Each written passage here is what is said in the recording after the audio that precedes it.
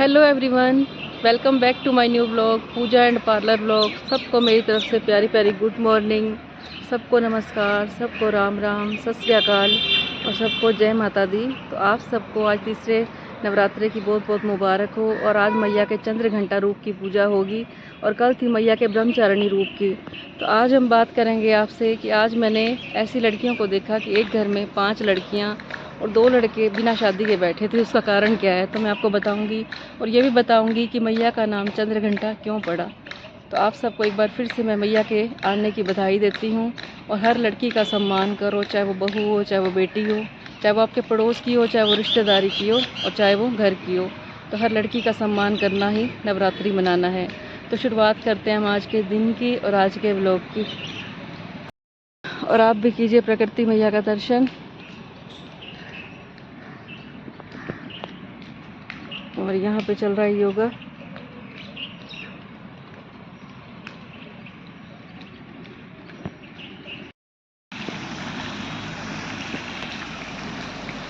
तो गाइस सर्दियों वाली मॉर्निंग देख लो, थोड़ी थोड़ी सर्दी और थोड़ी थोड़ी गर्मी। 15-20 दिन तक आ जाएगी सर्दी। हमारे घर के सामने है ये स्कूल और यहाँ पे है देखो पीटीएम हो रही है और कितना रश लगा हुआ है। और मेरे को आज वो बात याद आ गई है जब हम अपने बच्चों को पीटीएम में लेके जाया करते थे। आज हमारे बच्चे इतने बड़े हो गए हैं, देखो पता भी नहीं चला कैसे टाइम बीत जाता है। और बाहर लगा रखा है मैंने गायत्री मंत्र।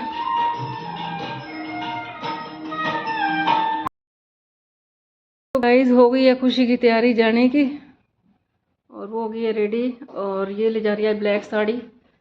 इसकी इंस्टाग्राम पे रील देखना और जिसने फॉलो ना किया तो फॉलो कर लेना। इसकी इंस्टा आईडी है खुशी.makeover7 और वो चल रहा है हमारा कल का व्लॉग। ये देखो हील्स।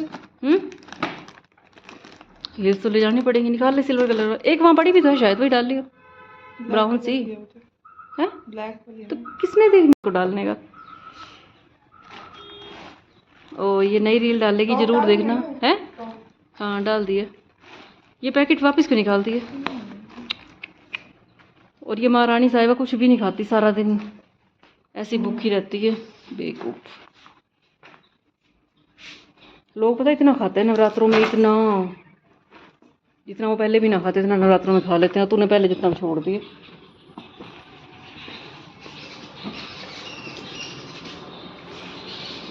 देखो तुलसी मैया के दर्शन कर ले और आप भी कर लो तुलसी मैया के दर्शन। रोज दर्शन किया करो, जल चढ़ाया करो। और ये तुलसी मैया की कृपा देखो साथ में और भी उगी है।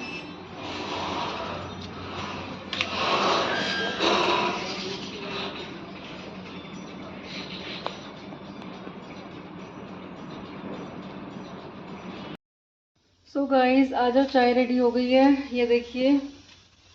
और चाय पी के मैं लगूंगी काम पे। और आज शनिवार है तो मैंने ब्लैक कपड़े डाले हुए हैं ये देखो।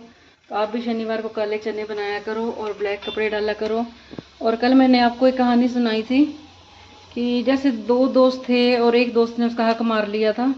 तो वो उसके घर में बेटा बन के पैदा हुआ था। और वो क्या हुआ, मेरे फ़ोन में गड़बड़ थी, मेरा फ़ोन ख़राब हो रहा है तो आधी क्लिप कट गई थी। तो मैं आपको आधी वाली शुरुआत से सुनाती हूँ क्योंकि लोगों ने आधी कहानी सुनी थी। वो होता क्या है कि 2 दोस्त होते हैं, इकट्ठे पढ़ते हैं वो। तो एक की तो जॉब लग जाती है और एक ऐसे ही रह जाता है। जिसकी जॉब लग जाती है वो तो चला जाता है किसी दूसरे शहर में। और जिसकी जॉब नहीं लगती वो मिर्चों का व्यापारी बन जाता है, तो मिर्चों को आगे सप्लाई करता है और उसका काम बहुत अच्छा चल जाता है। लेकिन बीच में क्या होता है, जिसकी जॉब लगी होती है उसकी अचानक से जॉब चली जाती है और वो बहुत परेशान हो जाता है।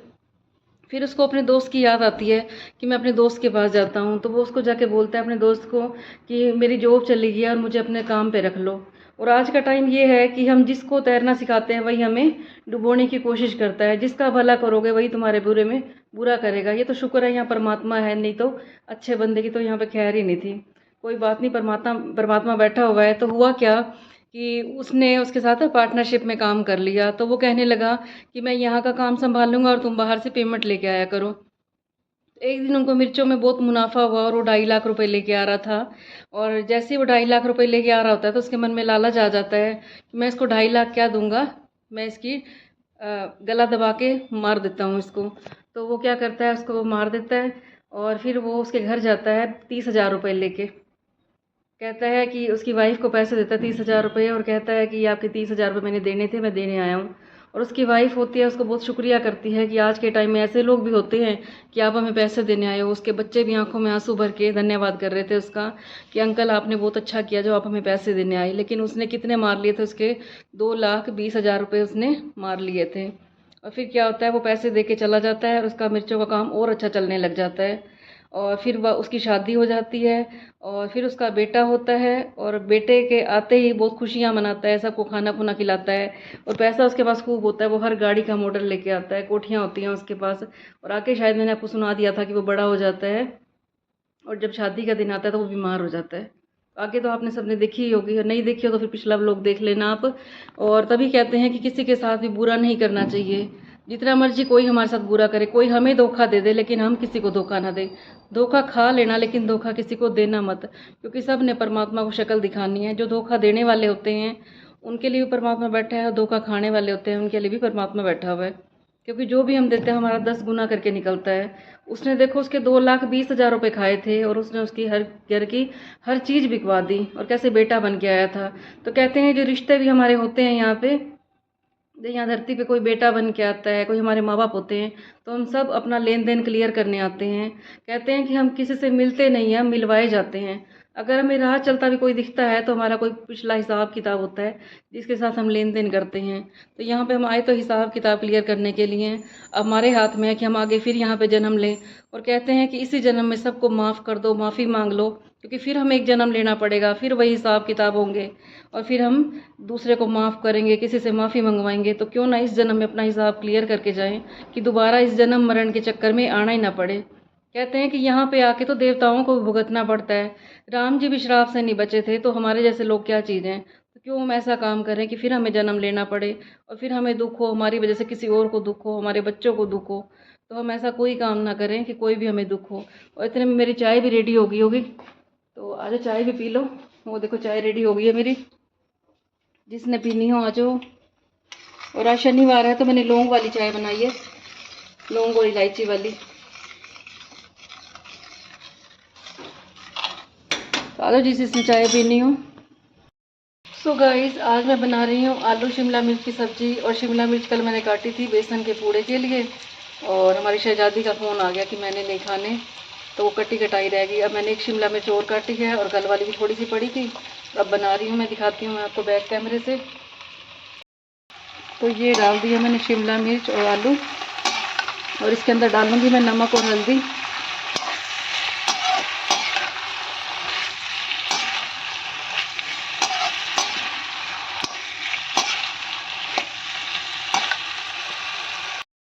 और कल आ जाएंगे खुशी के पापा भी, तो जब तक खुशी यहाँ पे होती है तो खुशी की पसंद का बनता है। फिर खुशी के पापा आ जाते हैं तो मैं सोचती हूँ मैं उनकी पसंद का बनाऊँ। फिर बेटा आ जाएगा, मैं उसकी पसंद से चलूँगी।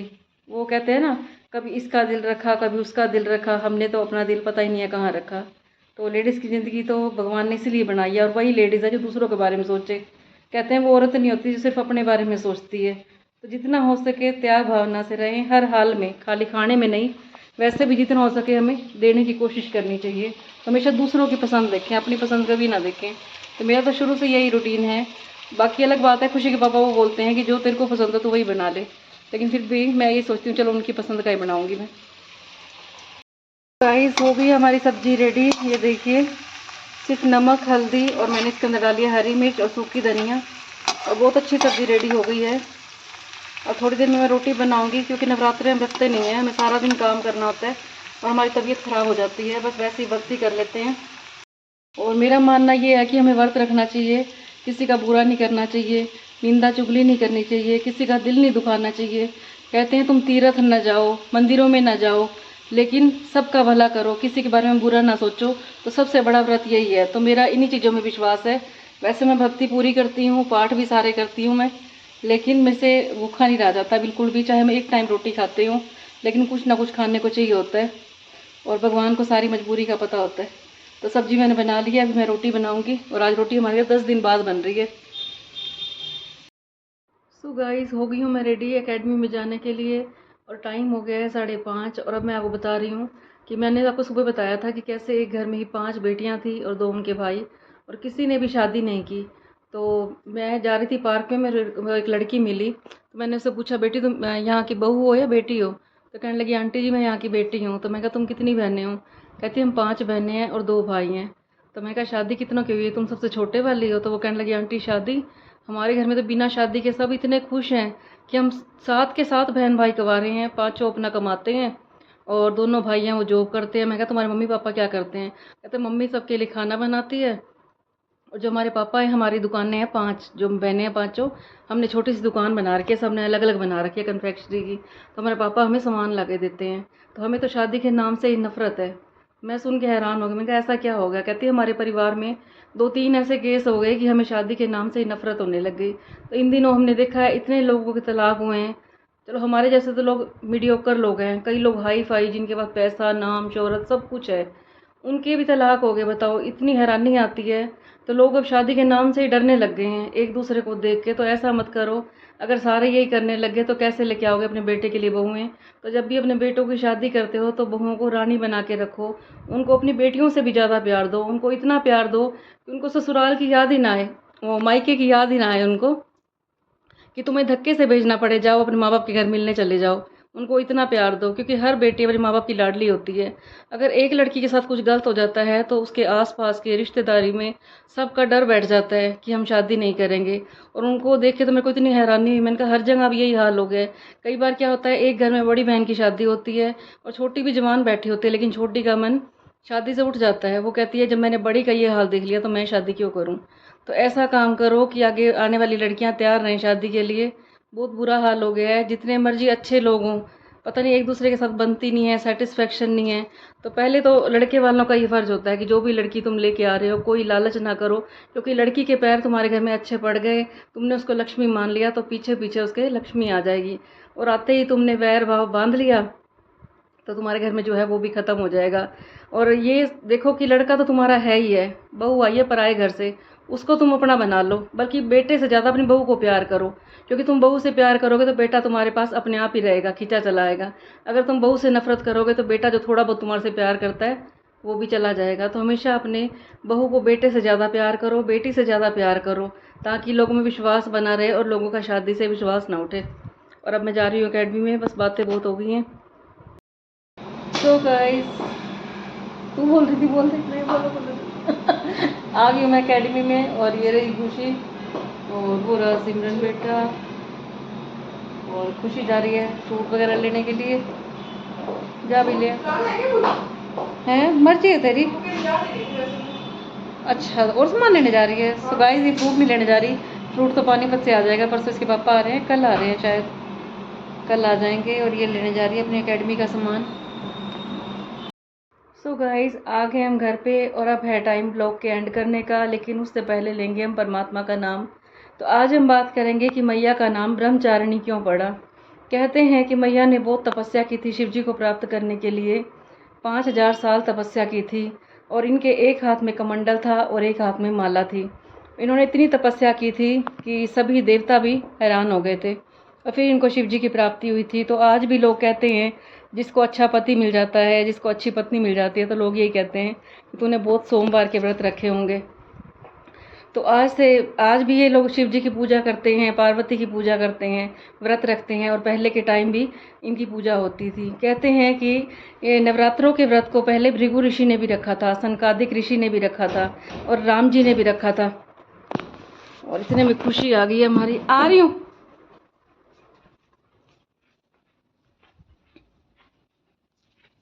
आजा, ऐसे खुला छोड़ देती आज। और खुशी गई थी नीचे लॉक लगाने के लिए, क्योंकि आज हमारे ओनर यहाँ पे नहीं है, उन्होंने हमारी एक ड्यूटी लगाई थी कि आप लॉक लगा लेना। हाँ, रख दे यहीं पे।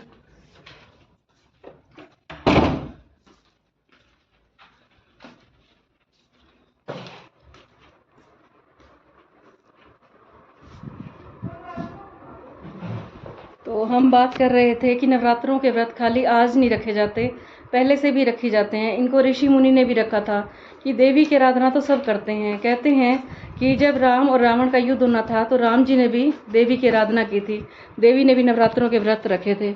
और कहते हैं कि जब कृष्ण जी और जब अर्जुन ने महाभारत का युद्ध लड़ना था तो कृष्ण जी ने तपस्या की थी देवी की। तो देवियों की तपस्या शुरू से ही की जाती है। कहते हैं देवियों के जितना हम पूजन करेंगे उतना कम है।